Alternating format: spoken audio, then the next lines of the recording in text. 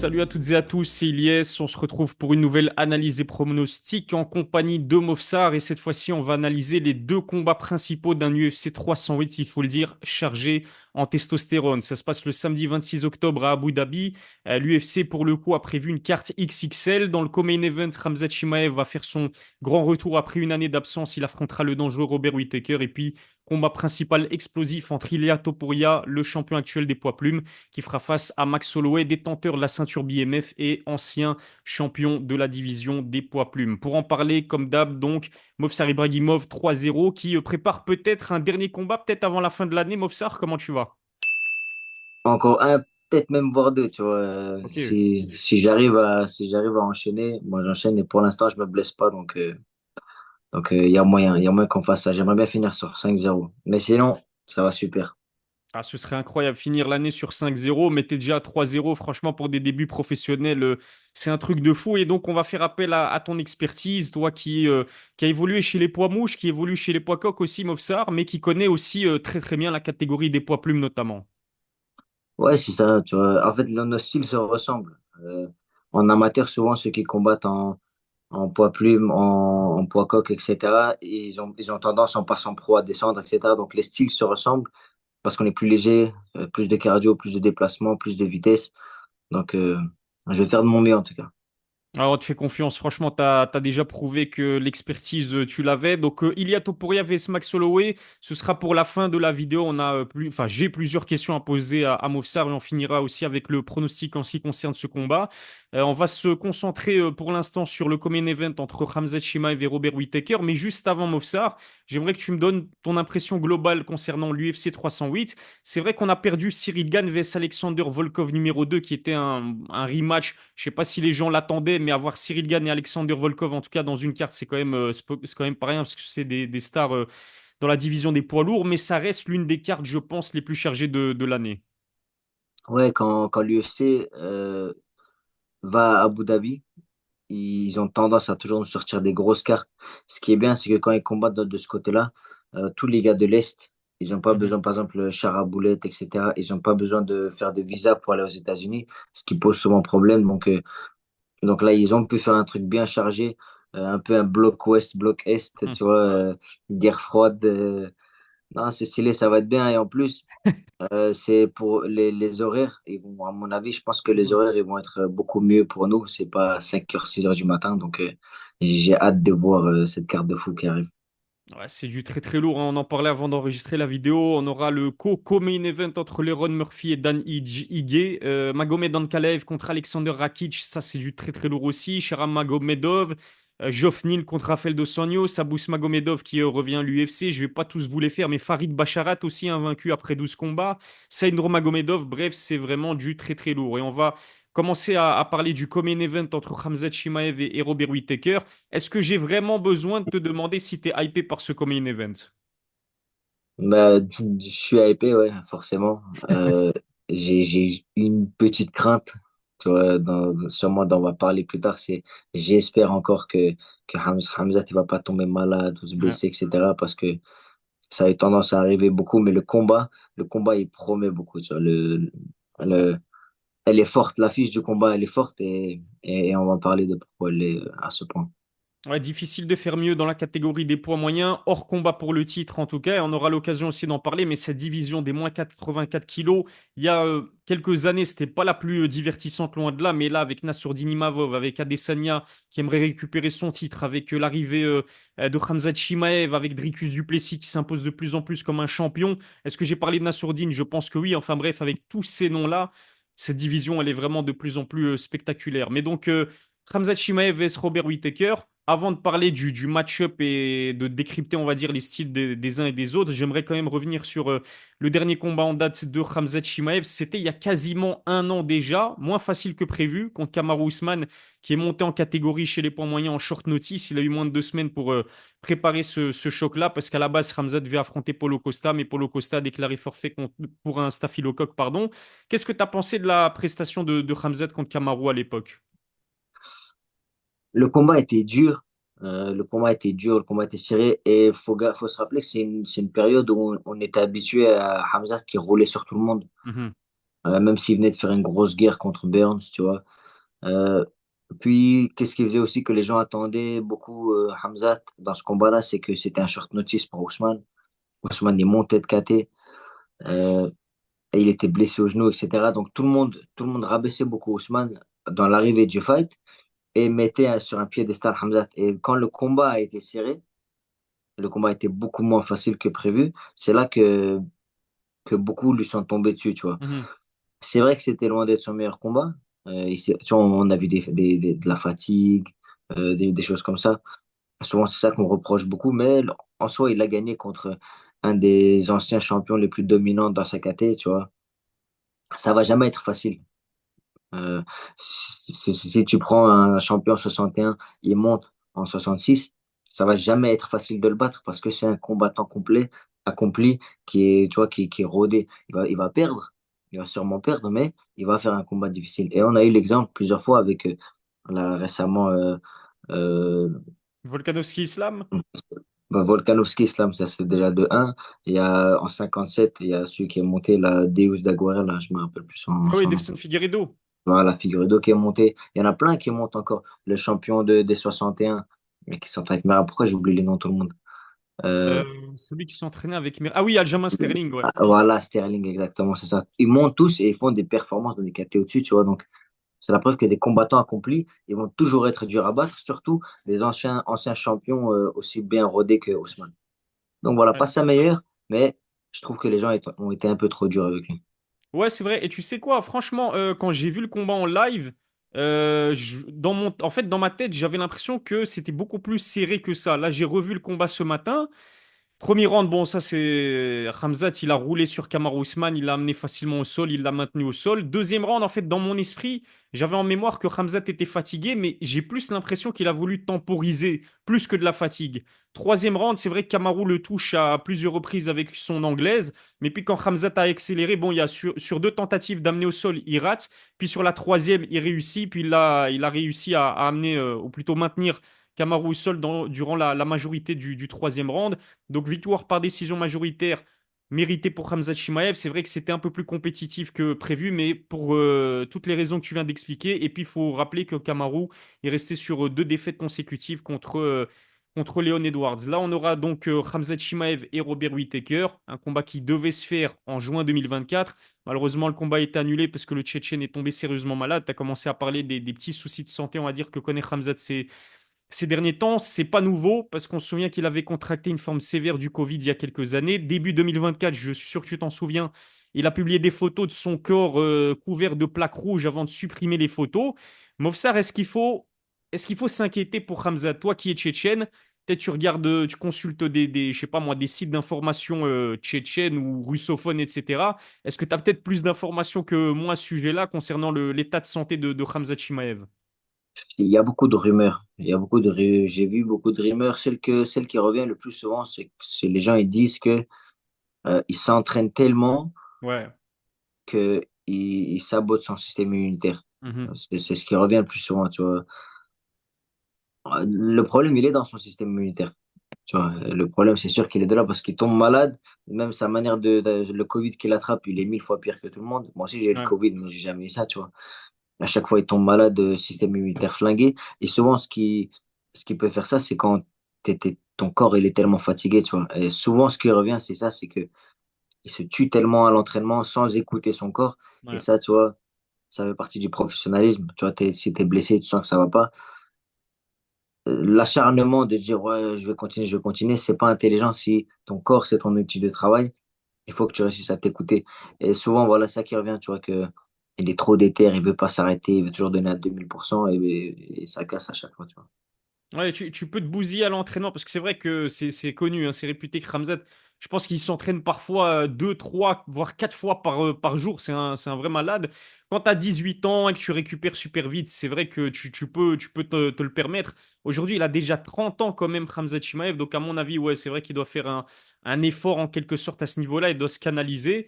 Et bah, ça lui a valu des moqueries, hein. Colby Covington Il a trash talk en disant qu'il a failli prendre sa retraite à cause d'un rhume. Il faisait référence au Covid, mais le Covid n'est absolument pas un rhume. On connaît la bêtise de Colby Covington, mais récemment, je sais pas si tu as vu ça, Khamzat, il a posté une photo de lui torse nu et t'as Dricus du Plessis qui lui demande de se couvrir, sinon il va rechoper un rhume. Ça m'a fait rire, mais c'est vrai que à son arrivée à l'UFC, Khamzat, il enchaînait les combats, 2 combats en 10 jours, en plus dans 2 catégories différentes. Au total, il finit 2020, je pense, avec 3 combats à l'UFC. Depuis, il a eu non seulement des soucis de visa, puis des soucis de santé, comme on en a parlé. On l'a vu aussi galérer contre Gilbert Burns, puis avoir un petit peu plus de mal contre Kamaru Usman. Les fans s'impatientent, ils aimeraient le voir combattre plus souvent. Il y en a qui disent qu'il est surcoté. Est-ce que tu penses que ces critiques, elles sont justifiées en la direction de Khamzat Chimaev? C'est le tribut de la gloire. Mhm. Il est arrivé tellement fort. Ouais, Tu te rappelles Dana White, il disait, ouais, this kid, il dit, ouais, ce gamin, il est venu, 4 combats, il a pris un coup, ouais. il mettait que des finishes au premier round, il faisait que des trucs de fou. Tout le monde parlait que de lui. Il a pris des millions d'abonnés. Il a explosé, explosé. Il y a la période où il est arrivé, il a explosé de malade. Mhm. Et c'est le contre-coup de ça, tu vois, c'est que il est passé à 4 combats en 4 5 mois, à un combat par an, tu vois, Ouais. et des combats pas ouf. Donc forcément, les casuals qui vont te suivre en croyant que t'es un surhomme, ils vont se retourner un peu contre toi. En fait, c'est classique, ça arrive, c'est comme ça dans tout. Tous les gens qui sont là juste sous le coup de la fame, qui attendent de regarder tes combats pour être divertis, qui voient pas ce qu'ils veulent, ils vont se retourner. Et je pense que parmi les critiques, il y en a qui sont construites, il y en a, tu vois, tu peux les comprendre, il y en a d'autres, ils abusent pour rien. Mais c'est toujours comme ça, tu vois. Je trouve qu'il y a pas de quoi se surprendre, il y a pas de quoi être surpris parce que c'est sûr que ça allait arriver et tu vas toujours avoir des critiques quoi que tu fasses, mais il y a des fois où ça a été la faute de Hamza, dans le sens où il a eu trop d'annulations à la suite, une ou deux, ok, tu vois. Mais là, il nous a quasiment fait comme Khabib contre Tony Ferguson, tu vois. Il y a, le combat est infaisable, 8000 annulations, tu vois, à tel point que quand Hamza il va combattre, t'espères qu'il tombe pas malade. Ouais. Tu vois, donc ça veut dire que là, il y a quand même un problème. Donc voilà, tu peux toujours critiquer, mais ce game, il est pas facile, tu vois. Donc, je comprends un peu les deux camps. Ouais. Et puis, en fait, le MMA et l'UFC en particulier, c'est pas comme la boxe sans vouloir manquer de respect au business de la boxe, mais en boxe, tu as souvent des. Bah, tu montes ton palmarès petit à petit, tu arrives à 15, 16, 17, 0. Parfois, tu as affronté que des seconds couteaux, alors qu'à l'UFC, voilà, Khamzat, il a eu deux, trois seconds couteaux. Et après, il y a eu du Gilbert Burns, il y a eu du Kamaru Usman. Il a que 30 ans, encore une fois. Il n'a que 13 combats à son actif. Donc, sa marge de progression est encore énorme. Et il continue d'apprendre. Et puis, ouais, je pense que ne serait-ce que d'un point de vue se préserver à l'entraînement pour ne pas, con- comment je pourrais dire ça, pour ne pas affaiblir son système immunitaire. Je pense que ça, l'information, il l'a intégré et que maintenant, on aura droit peut-être à un nouveau visage de Khamzat Chimaev. Ce qui est sûr, c'est que ce sera son premier combat contre un top poids moyen, parce que Kamaru Usman, on vous le rappelle, il montait en catégorie, c'est un top poids welter, mais pas un top poids moyen. Et jusqu'à présent, il a affronté John Phillips et Gérald Merciart chez les moins de 84 kilos, et c'est très très loin d'être des références dans la division. Est-ce que tu dirais que ce combat contre Robert Whittaker, c'est de loin le plus gros test de Khamzat à l'UFC? Ouais, c'est sûr et certain. Surtout au vu de la dernière performance de Whittaker contre Ikram Aliskerov. Ouais, Il a séché Aliskerov, même si c'était ouais, un short notice. Sachant que Hamzat avait déjà battu Aliskerov, je pense que c'était au Brave, il l'avait mis ouais. KO. Mais Hypercute. c'est ça, hypercute, ouais. Mais c'était beaucoup moins facile que ce qu'a fait Whittaker, tu vois. Donc, si, bien sûr, ça va être un très gros combat. En plus, Whittaker, il a l'air de, malgré son expérience, malgré qu'il a déjà été champion, qu'il a eu plein de tête shots, on dirait qu'à chaque fois qu'il revient, il est de plus en plus fort. Tu vois, on pourrait s'attendre à ce que Whittaker il sorte de son prime, mais tu as l'impression que chaque fois que tu le vois, il est plus fort que la dernière fois, il continue d'apprendre. Donc, très impressionnant. Et pour moi, c'est sûr, ce combat-ci, c'est un très, très gros challenge. Ça va pas être facile pour Hamzat en termes de défense de takedown. Il est très fort, Mhm. striking très fort, les timings, etc. Il n'y a pas un niveau. dans le style du combat de Whittaker où il n'est pas très dangereux. Ouais, il est vraiment incroyable. Ancien champion des poids moyens à tes souhaits, Movsar. Tu vois, on parle de rhume de Khamzat et ça y est, tu te mets à éternuer. Mais Whittaker, non, franchement, ancien champion des poids moyens. Il a battu 2 fois Yoel Romero et à l'époque, Yoel Romero, il terrifiait toute la catégorie. Il a battu Kelvin Gastelum, Darren Till, Paulo Costa, Marvin Vettori. Comme tu l'as dit, il vient de pulvériser Ikram Aliskerov. Finalement, il a perdu ces dernières années que face aux deux champions de la catégorie, c'est-à-dire Israël Adesanya et Dricus Duplessis. Et bah justement, il a très bien rebondi pardon, après sa défaite contre Dricus Duplessis par chaos technique parce qu'il a battu ensuite Paulo Costa et donc ensuite Ikram Aliskerov en moins de 2 minutes. Alors, c'est vrai qu'Ikram Aliskerov, il n'était pas classé dans le top 15 de la catégorie des poids moyens. Il vient à peine de débarquer à l'UFC, mais ça reste un combattant assez dangereux. Ce sera le troisième combat en 2024 pour Robert Whittaker. Pour moi, il est vraiment en forme aussi bien physiquement que mentalement, l'Australien. Bien sûr, la troisième combat en un an, sachant que Hamza, ça fait un an, il n'a pas combattu, il est tombé Ouais. malade, il a eu beaucoup de difficultés. Quelqu'un qui est actif, qui est pas blessé, qui est habitué à être dans la cage, il va forcément avoir l'avantage. Forcément avoir l'avantage déjà en termes de... Il est habitué, il a les réflexes, tout est frais. Et en plus, même mentalement. Moi, par exemple, j'ai déjà eu des phases où je combats souvent et des phases où j'ai beaucoup de temps entre les combats.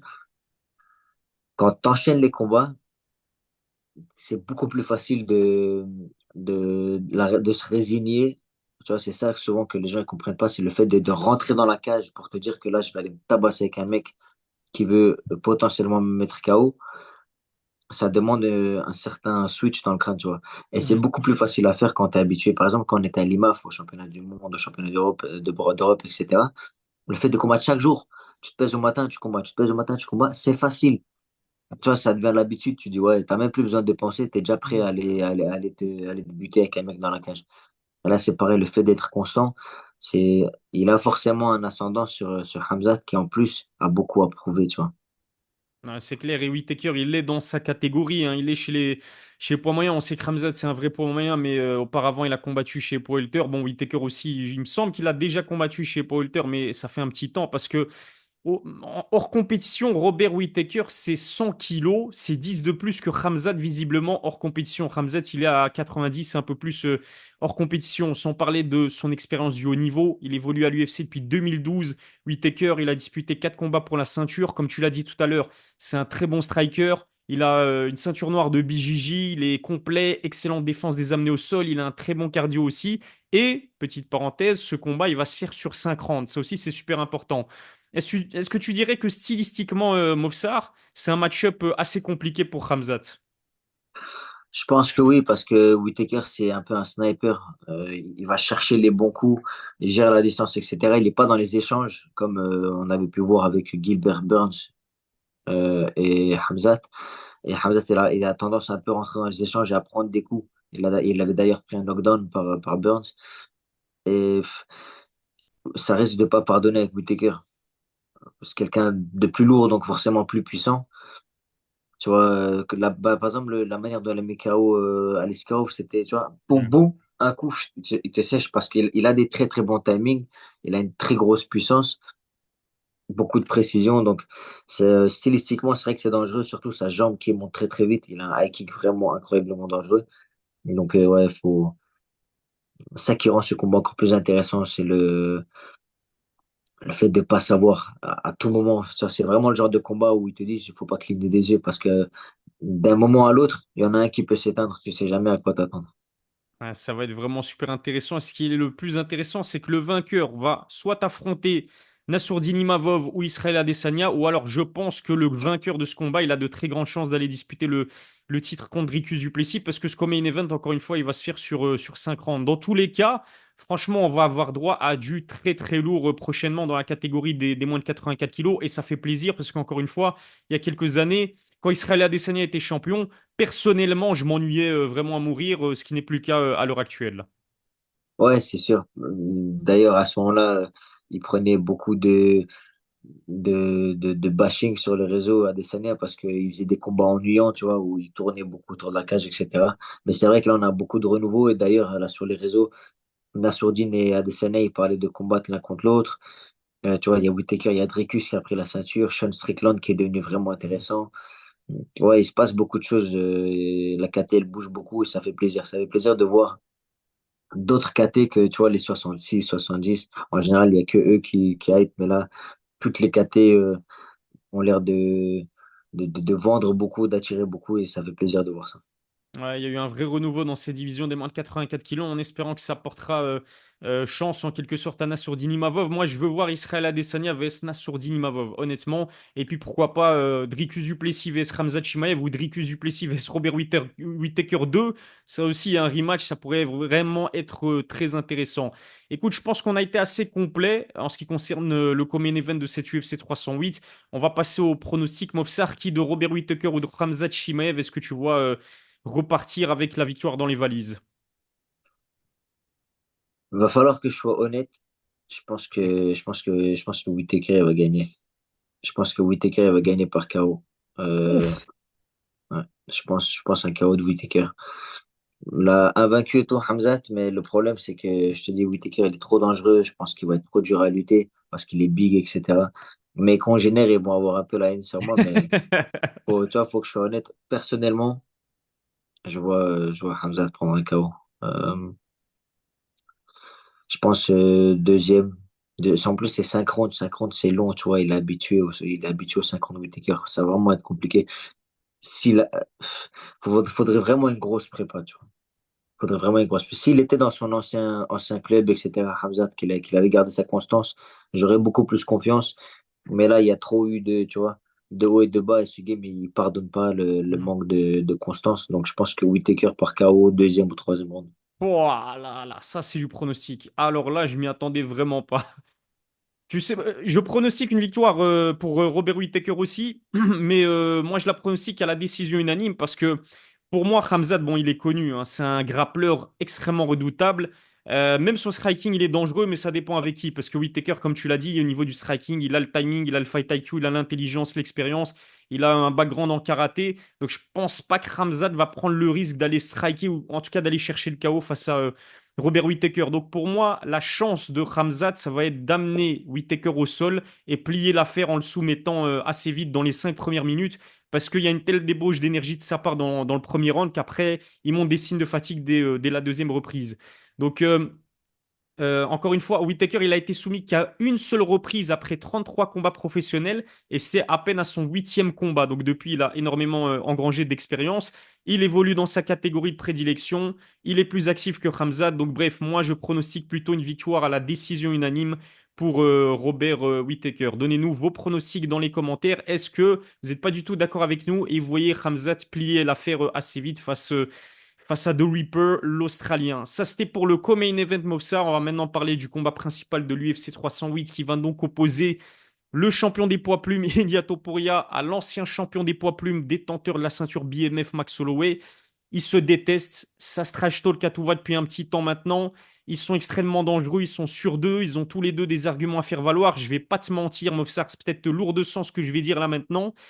J'ai plus été autant hypé par un combat pour le titre chez les poids plumes depuis Conor McGregor vs José Aldo, hein. C'est vraiment, j'attends ce combat avec beaucoup d'impatience. Non, le combat, il promet. Le combat, il promet beaucoup. Quand tu regardes le, le- la pente montante dans laquelle est Ilia Topuria, la victoire de malade mental qui nous a pendu Max Holloway son dernier combat, le trash talk en cours, ils font des lives, ils s'allument, Ilia Topuria, il dit ouais, tu fais ça, puis l'autre il dit ça, tu vois, ils s'allument. Et là, tout à l'heure, j'ai vu un tweet d'Ilia Topuria qui disait les 10 premières secondes, je vais venir, je vais lui pointer le milieu de la cage et je vais lui dire viens, salut. S'il fait ça, le combat, c'est incroyable, tu vois. Et toi, tu veux me demander de pronostiquer ça, mais non, franchement, j'ai hâte de. Oh là là. Le combat là, il est trop fou. Mais franchement, pour moi, c'est aussi en termes de hype, c'est un des plus grands historiques de l'UFC. Ouais, en fait, c'est peut-être pas le combat idéal pour les casuals, comme tu les appelles, mais pour les connaisseurs de MMA, tu ne peux pas ne pas être hypé par Ilia Topuria vs Max Holloway. Extraordinaire. En plus, il y a ce que j'aime bien avec lui, il a du trash talk, tu vois. Il essaie de vendre l'affiche. J'ai vu l'interview d'Ilia et de Max Holloway accordée à ESPN. Je t'avoue, j'étais un petit peu déçu par Max qui disait oui, le 26 octobre, on verra comment ça va se passer. sans plus au niveau du trash talk, à part un moment où il dit que en fait, il n'a pas le fight IQ d'un boxeur. Et il y a, c'est vrai, qu'il s'en est pris à Max Holloway, mais de plein fouet. Il dit qu'il le respecte, mais en même temps, il dit qu'il va devenir le premier combattant à lui affliger un KO des enfers. Et il a le droit d'être confiant, il a Topuria, parce que il est invaincu après 15 combats, il compte 13 finishes, 5 KO TKO, 8 soumissions. En fait, les gens, ils ont tendance à oublier qu'à la base, c'est un pratiquant de BJJ incroyable, Ilia Topuria. Et puis après, comme Justin Gaethje, par exemple, a oublié la lutte au détriment du striking, comme de Sim Poirier a oublié le BJJ au détriment du striking. Je crois qu'il est tombé amoureux du KO Ilia Topuria. Lors de son dernier combat, tu l'as dit, il est devenu le premier combattant à battre Volkanovski chez les poids plumes. Par KO en plus de cela, Max Holloway, il a été incapable de le faire après 3 combats. La confiance d'Ilia Topuria, elle est au zénith. Et tu as envie de le croire en fait quand il parle tellement il est dangereux. Ouais, il a vraiment, il a du plomb dans les poings, tu vois. Le, la manière dont quand il met des KO, la violence de ces KO, c'est pas juste des KO où le mec, il met des KO, il éteint les gens, tu vois. Donc, il est vraiment effrayant en termes de puissance. Il met toujours, il y a des moments où il rate un crochet sur Volkanovski, il envoie crochet, il rate et il part. Ouais, Il est projeté par l'élan envoyé dans son point. ouais. Ça, c'est la preuve qu'il envoie des coups, c'est pour décrocher la tête. Mhm. Tu vois, imagine, d'habitude, si j'envoie un crochet, tu fais une esquive. Hop, je reviens en garde. Non. Il lui frappe, il fait, il part. Tu vois, donc, ouais, l'intention qu'il met dans les coups, il est vraiment pas gentil du tout, tu vois. La manière dont il avait mis KO, c'était Jay Herbert, je pense, Ouais, quand il oh était là monté là. de catégorie, boum, boum, Dragon Ballesque. Ouais, on dirait, tu regardes un animé, c'est pas normal. Ah ouais, forcément, grosse puissance, très dangereux, et d'autant plus hypant. Ah, c'est incroyable. En fait, le seul moment. Pour revenir au combat contre Jair Bert, je l'ai revu tout à l'heure. Il prend un knockdown face à Jair Bert et il parvient à renverser la vapeur. En fait, tu sens que même mentalement, il est super solide, Ilia Topuria. Le seul moment où on l'a vu douter, je me souviens que j'avais tweeté ça il y a quelques mois sur Twitter, les fans d'Ilia Topuria laissent tomber, ils m'ont pas raté. Le seul moment où on l'a vu douter, c'est quand Max Holloway il a mis son KO contre Justin Gaethje. T'as directement la caméra de l'UFC qui est branchée sur le visage d'Ilia Topuria. Et là, j'avoue, j'ai pas compris. Blue Lips, comme disait Conor McGregor à Khabib, tu sens qu'il a vraiment douté. Mais il y a de quoi douter parce que de l'autre côté, Max Holloway, il reste sur le plus beau KO de l'année, peut-être l'un des plus beaux KO de l'histoire, non pas du MMA, mais peut-être de l'histoire des sports de combat. Bon, j'abuse un peu, mais vous voyez ce que je veux dire. Il a étalé Justin Gaethje dans les dernières secondes du combat pour son retour chez les poids légers, donc il montait en catégorie. Probablement l'un des meilleurs boxeurs dans l'organisation. Tiens-toi bien, Mofsar. Max Holloway, il a que 32 ans, mais il a disputé 33 combats professionnels. Il a disputé plus de combats qu'il n'a d'âge, en quelque sorte. 29 combats à l'UFC, 10 combats pour le titre. C'est énorme, tout simplement. Il mesure 1,80 m aussi, il faut le dire, donc il est gigantesque pour un poids plume, pardon. À part Volkanovski, Ilia Topuria n'a jamais, au cours de sa carrière, affronté un adversaire de la trempe de Max Holloway. Donc il y a aussi de quoi un petit peu s'inquiéter, on va dire. Bah, franchement, il y a de quoi s'inquiéter. Tu restes d'être surpris à mon pronostic encore. Max Holloway, c'est un combattant de fou. Je pense que Max Holloway, il n'a jamais pris de KO non plus.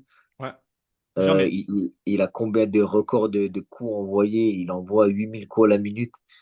Infatigable. Il a fait 50 000 rounds je sais pas combien de combats de 5 rounds. On l'a jamais vu fatigué, Max Holloway. Mhm.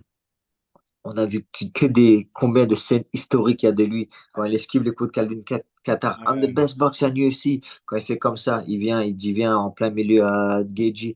Son combat de lui contre Dustin Poirier, le deuxième pour le titre intérim. Moi, c'est mon combat préféré. C'est ce combat-là qui m'a fait aimer Dustin Poirier à ce point-là. Mais de l'autre côté, Max Holloway qui a livré une guerre de fou.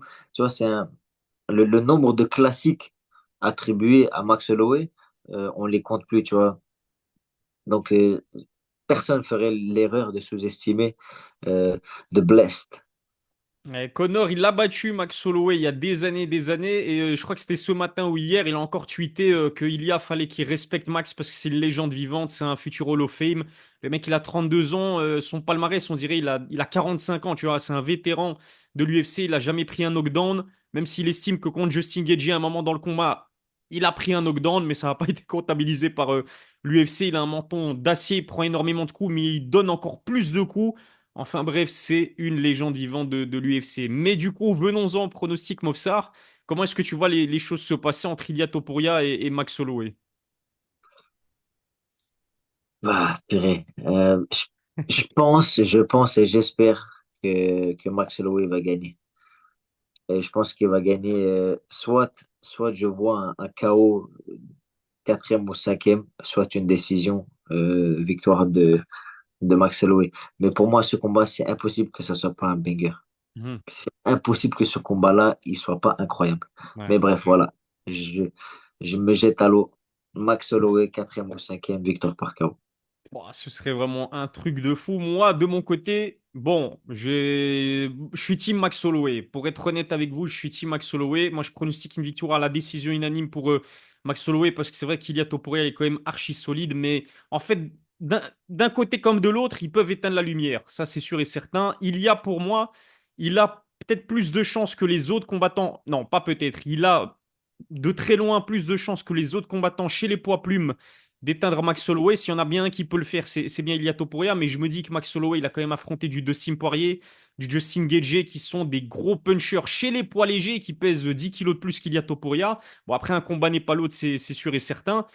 Mais pour moi, on a vu que Jai Herbert, justement, il avait posé des soucis à Ilia Topuria. Et on sait que Jai Herbert, il a plus ou moins le même physique que Max Holloway. Il est d'ailleurs encore plus grand physiquement que Max Holloway. Donc, la taille de Max Holloway, l'expérience de Max Holloway, le volume de Max Holloway, sa défense des amenés au sol qui est extraordinaire. On sait que Topuria pourrait être amené à l'amener au sol, justement tout ça, son cardio aussi, le cardio de Max Holloway, tout ça me fait pencher en la faveur de Blest et donc je pronostique une victoire à la décision unanime pour Max Holloway, NU, et il sera une nouvelle fois champion dans la catégorie des poids plumes. Voilà en tout cas pour l'analyse et pronostic des deux combats principaux de cet UFC 308. N'oubliez pas de donner un maximum de force à Movsar Ibragimov en allant le suivre sur ses réseaux sociaux. Donnez-nous vos pronostics dans les commentaires, mettez un like à la vidéo et puis abonnez-vous à ma chaîne, ça fait toujours plaisir. Movsar, justement, c'était toujours, comme d'habitude, c'était un véritable plaisir de te poser mes questions. Prends soin de toi et tiens-nous au courant concernant ton prochain combat. Merci beaucoup, Ilyes. Et merci pour vos messages, les gars. Des fois, je reçois des messages de vous, ça me fait chaud au cœur. Merci beaucoup et à la prochaine.